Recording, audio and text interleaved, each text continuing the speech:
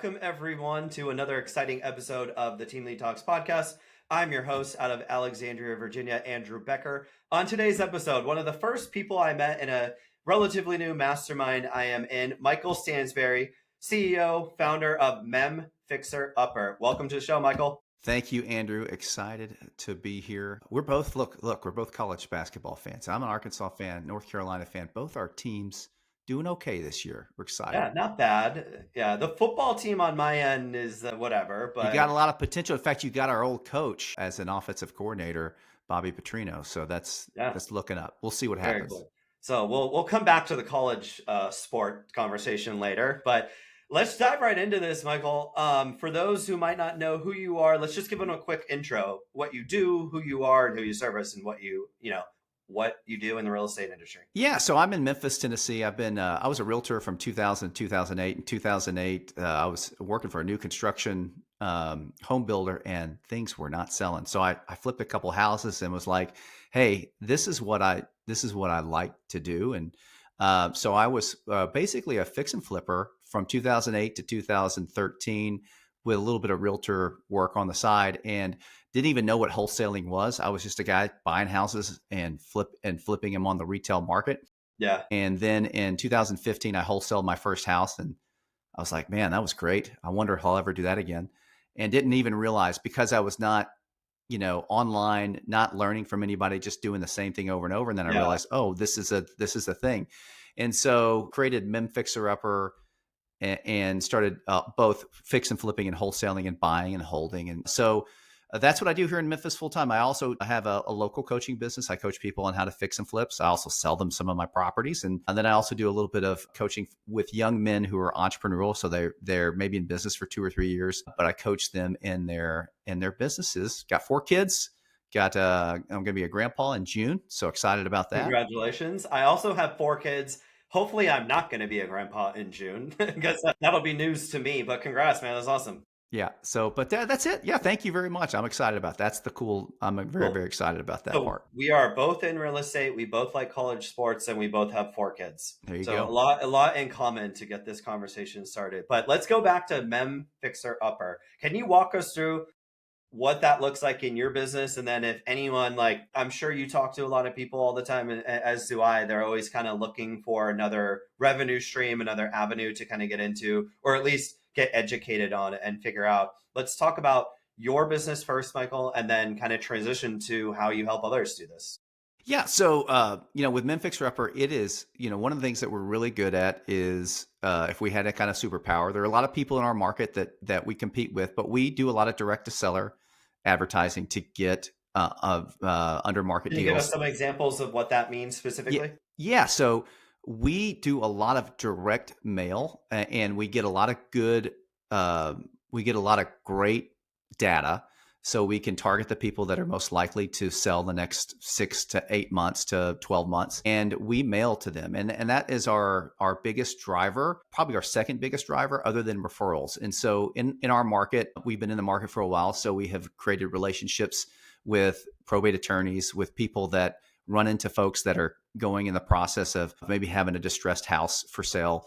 And so we get a lot of referrals, and we do a lot of direct mail to folks that are potentially selling their house. And so they call in and they get our lead manager. Our lead manager takes the information down, and then they hand the ball off to us. We're a very small team. So it's my son and I are basically in acquisitions. So I still do acquisitions. I lead the team a little bit, and then we do acquisitions, and because I love meeting people and talking to people. So we don't do a lot of over the phone stuff. Okay. We just never got either good at it, or we've just been doing the same thing over and over again. So, and we sell to either ourselves, we either buy and hold it, or we will assign it to, some local buy and hold people, or some folks that want to flip properties. And so that's basically what we do Are you also flipping yourselves, Michael? Did I miss that? Okay, cool. We still flip. We still take some properties, and, we have right now we have 4 flips going on, that 2 are on the market and 2 are. So we always maintain that as well. And we enjoy that part of it as well. Cool. And then we buy and hold. Okay. And going back to it, because a lot of people also out there right now are like, where do I get leads? How do I get leads? Like everything else kind of doesn't matter unless you have a lot of leads to work. you're sending direct mail primarily. What is your messaging? What are you talking to or about in this letter that you're sending out?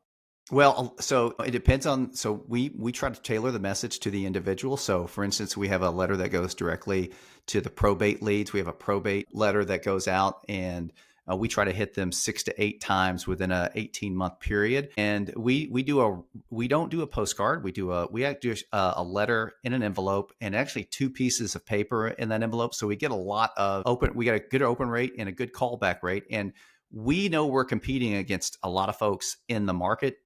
Our mailer does stand out. And sometimes this is the cool thing about really dialing in your mail is you can be the only one they talk to because you're different Mm-hmm. from the other mail pieces that they get. And one of the things that we also do in the mail pieces, we brand it to make sure that they are looking us up, seeing our Facebook, seeing our Google reviews, going to BBB and going, oh, these guys are Yeah. local. Right. They're not, they're not somebody out of a different market coming in, and so that's where we stand out. In fact, yesterday I went and toured a property that we have under contract, and I was asking the seller. I said, "Hey, why did you choose us?" And that was the reason why. What I just pointed out was we talked. They said we talked to 2 people, and they were out of town investors that mailed to us, and then we saw your mail piece, and we are like, we want to talk to these folks. And my son went out there and acquired the property, and he was able to connect with the seller. And so that's where we're different is sometimes we will lose deals to people over the phone, but Yeah. when we can get in their kitchen, we're pretty competitive when it comes to that. Michael, are you saying there's still a personal touch in real estate? You're blowing my mind. Like, people don't want to talk to AI anymore? That's not the case? People do not want to talk to AI anymore. AI is very, very good, but once you get off of the internet and get into their kitchen, that's where really the I think the deal is made, and we're going to continue to do that. And I think that again, your avatar for your seller these days, they're not dealing with AI as much as you and I are, or in business. So that is something that I'm sure that some people can win doing that. But with us, I think that, what makes us different is the personal touch, just like you said. And I think they're going to continue to do that. And be able to continue to get deals doing that. Yeah. So are you only operating in like local Memphis area, or do you also do any out of state or further from where you are? Is that kind of like your niche, like your Well, local? Memphis is a very hilarious place in geography because it sits right there by Arkansas and Mississippi. So North Mississippi, there's a lot of cities in North Mississippi that you consider West Memphis, or excuse me, West Tennessee. And so we do a lot of deals in North Mississippi. And we also do deals in West Memphis or Marion, Arkansas, which is like a border cities of Memphis. So we do deals in 3 different states, but it's because Memphis is strategically located where we're able to do that. Gotcha. Cool. So walk us through your strategy. You mentioned like multiple exits that you buy or flip, buy or hold, sell it to somebody else. How are you determining what you do and what decisions you make? Can you walk us through your thought process on that? Yes. So, if we get a really good spread on a deal, and because we've always had the ability and the operations to take down deals with our own capital. And so, I will never always tell people, like, if you follow the math works. So it's ARV times percent minus repairs. And so we utilize that. And if we can do a deal below that, which we've done a lot, then we may take it down and just do the flip ourselves. And so, but there are a lot of instances where we don't even get close to the ARV range and that model, but we know buyers that will buy because they're buy and hold investors. Or so, it's one of those things where we look at it and we say, oh, well, it's too skinny for us, but we know that we can assign this deal and make an assignment fee. And so we will do it based on that. We try to get the best deal we can possible. And then we have done some novations, and I do like that strategy. So we have been able to novate some properties in the last year. It's not been a big thing that we've done, but we've definitely done it enough to where we're comfortable Okay. doing a novation. And so those are kind of our exit strategies. And then some of them we keep, some of them are like, we like that, we're going to keep it in our portfolio, rent it out, and get it rent ready and rent it out.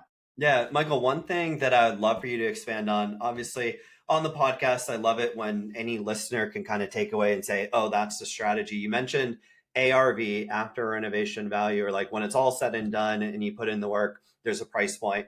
but then you mentioned 70% minus the rehab expenses, right? Can you Yeah. walk us through what that Yeah. 70% means and rehab expense means? Let's do that. So I'm buying a house right now that's worth $200,000. We're gonna list it at 199, and the expenses on it's gonna be $40,000 of work to get done on that property. Very simple math, right? So $200,000 times 70% is $140,000. So I'm going to have to buy that house right at 100K or close to that to make those values work. Because even though it looks like, oh, there's a 30% spread, they're making a ton of money in there. What you got to do is you have to think through, okay, out of that 30%, you're going to have to pay realtor fees. You're going to have to pay closing costs. There are other fees in there that you're going to pay. So that 30% spread helps navigate that part. And so again, I'm buying this house. I know I'm going to list it. The after repair value is going to be $200,000, and there's $40,000 worth of work to be done. There's quite a bit. It's not a gut rehab, but it's close to it. Some bedrooms and bathrooms. The kitchen needs to be remodeled. Flooring and paint need to be touched. New hardware everywhere. It needs to look like it's almost a brand new house, retail ready shape, and $40,000 is going to be the value that I assign. That's going to be our budget to do that. And so again, $200,000, 70%, 140. I've got to get that under right at 100K. So what's my offer going to be? Well, I'm going to start at 85. I'm going to try and get the house at 85,000 so I can give me more room. And if I get that house at 85,000, then I've got multiple options. I can flip it myself, or I can make what we call in the business the time value of money. Is I don't want to keep a property for very long. Maybe this takes a 90-day rehab and then it takes another 60 days to sell. Or I can make 15, 20,000, 25,000 assignment fee because I'm going to sell to somebody that may not do the ARV like I do it. They may want to keep it as a buy and hold property. Very cool. So that is kind of how we calculate deals coming in our pipeline every day. Awesome. Yeah. And it's the strategy of kind of like approaching it that same way keeps you safe, or as safe as possibly can be, right? From that risk of maybe overpaying or an unknown expense popping up where that margin really helps. So very cool. Thank you for explaining that. And then you also mentioned novations. So novations is relatively new or popular, I should say, because of social media, I think. But for those who are listening, they're like, what the heck's a novation? Like, I know there's all this other stuff and we're used to like buying, selling, or wholesaling, but what's a novation? Can you give us like a very third grade level definition? Yeah. So I've heard people call it the equity protection program or something like that. Let's say you can't get it right at AR, like your 70% value, but you've got a good relationship with the folks. And so one of the things that you can do is like a typical novation for us that we've done is that we made a cash offer of 100. Let's say in this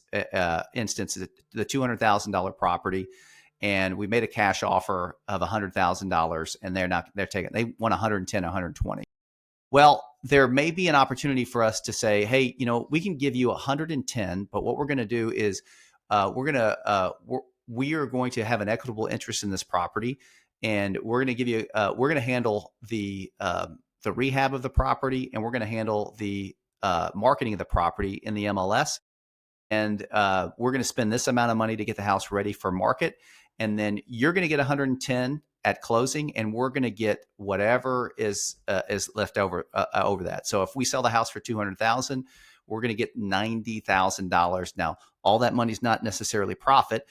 It's, okay, the marketing fees, and then what did you pay? What did you pay to have that house to get into retail shape? And so some people like this because they don't want to.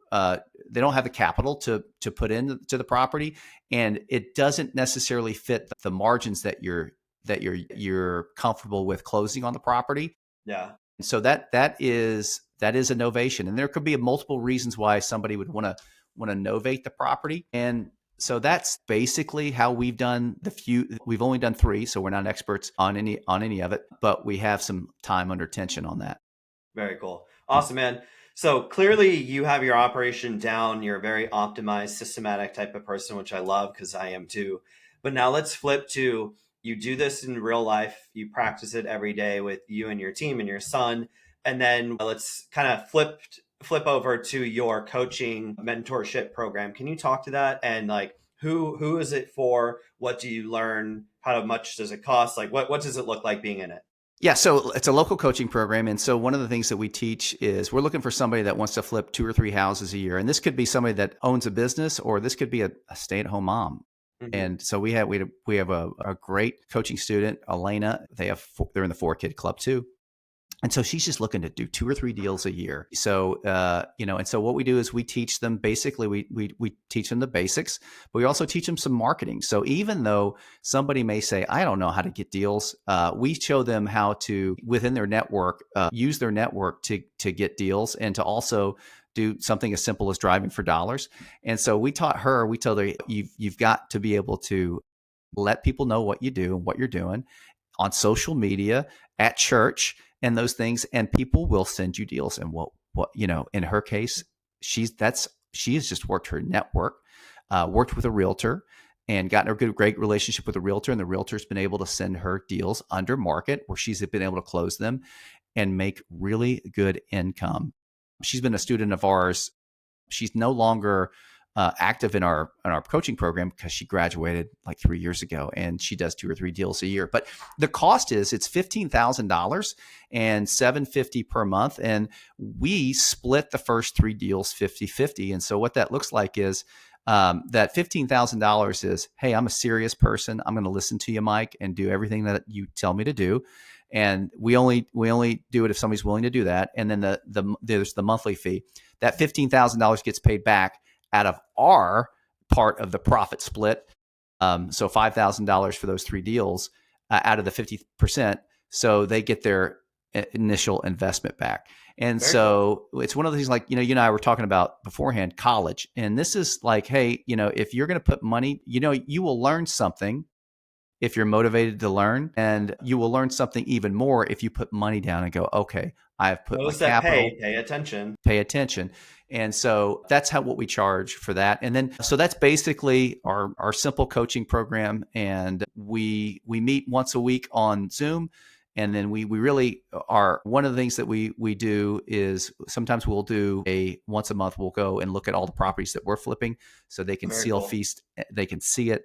They can meet some contractors. They can Yeah. understand our process, and let them know that, again, one of the things is once you see it and you ask, I tell people, like, be as curious as you can be. Ask me questions, because I may miss something, and you Mhm. may go, I want to ask him this, but I'm afraid to ask. Don't be afraid to ask. And we can help you get a skill set that will pay you for the rest of your life if you're willing to stay within the parameters. Yeah, if you're serious about it, right? Right. So is that fee and the coaching that you get, is it here is everything you need to know, go learn it yourself? Do you do it with them? Like, how involved are you for the first 3, I suppose, Well, when yeah. you get when you get up and running? So from the get-go, from the jump, I'm gonna tell them, we're not financing the deal. We'll help you with financing. You're gonna put it in your LLC or general partnership. It's going to be their deal. So we teach them exactly what we do. And one of the things is we do go, and like at the beginning of a flip, we'll go there. We'll make sure that they're getting their capital right, and they know where to put the capital. And then basically when that's done, hey, let's go meet over there. Let's make sure that we can punch this thing out, make sure it's ready to retail value. And then we make sure we're putting it on the market. We got it with a great real estate person, because we're really big on making sure they get good relationships to help them with their business long term. And then, we let the market do what the market does. If we've taught them correctly and they price it right, Yeah. then they're going to do it. But really what they pay us for is to make sure that they don't do bad deals. So, hey, when any deal comes across their table, we're going to look at it. We're going to audit it. We're going to make sure that their comps are right. And we're going to tell them, no, you're not doing this deal. And when they listen to us, it's great. When they don't listen to us, it's not that great. Yes. And so we have the right in our coaching program to say, hey, you know what? We're not going to participate in this deal because there's too much risk if you do it. So listen to us. We've got all this Library of Congress worth of work that we've done in the past, and we want to keep you out of bad deals. That is such a good message to give to people, and those people listening right now, whether you're in Memphis or not. If you had your druthers of working with someone doing a deal that's kind of on the fence of like, I'm not really comfortable with this versus a home run, you've acquired it at the right price, you've done your homework. Give up that deal that does not make sense, you guys. It is so not worth going down a hole where one thing happens and then you are in deep, what. So Mhm. listen to Michael. He knows what he's talking about. He's done a lot of these. It's very hard though, because a lot of newbies or novices are like, man, I just want to do a deal. So they'll do anything for a deal. I remember one of the first deals we did, we didn't know what we're doing. It was like our first year. And we actually, this is retail side of things, Michael, but we listed a house not really knowing to pay attention to the fact that he had bought it the year prior and he wanted us to list it for like 3K from what he bought it for. And we were just like, yeah, sounds good to me. And guess what, Michael? It didn't sell. And we held it open. It was far away and no one came to the open houses. And they were like, oh my gosh, why in the world did we do that? So as we got better and more experience, we learned to say no. And how important is that? No is the best word that you can learn. And the thing is, everybody wants to do it, especially when you're new. The thing is impatience. But if you have to take the long game approach to this. And so one of the things that we do in the coaching program is say, hey, this is a skill set that we're teaching you, and you have to put in the time and the effort and take the long game approach. Sometimes you do get lucky. I've gotten lucky so many times, but I've also had a drought. I've also had the deals that I shouldn't have done. And when you do as many deals as you've done, sometimes you get complacent and you make a bad choice. And so I teach from that point of view.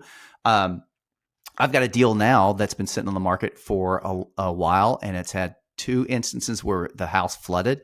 And now I'm like, oh, and now we're getting to the point where if I make just a little bit of money on this thing, even though the spread was really nice when we began, I'm just going to be happy when this thing is over. And I will teach from that. I will say, don't do that. And so that's what I try to do, is like keep people out of the ditch. And if you can stay on the lane, on the highway, and, being able to be in 3rd or 4th gear a lot, then you're going to do well. Yeah. So I think that's another important message you just mentioned. Getting what you want and getting what you get are 2 separate things. So if you're in a position like that, what we always did when we work with our developer clients is, and what we appreciated was when we put it on the market for like $1 million or whatever, it didn't sell, fast down to 975, then to 950. Okay, the margins are shrinking, but you don't want to have it at 975 for 2 or 3 more months, and then your overhead has started to eat away at that profit. So the faster you can recognize that okay, maybe we're not going to make a stand on this one, but let's just get out.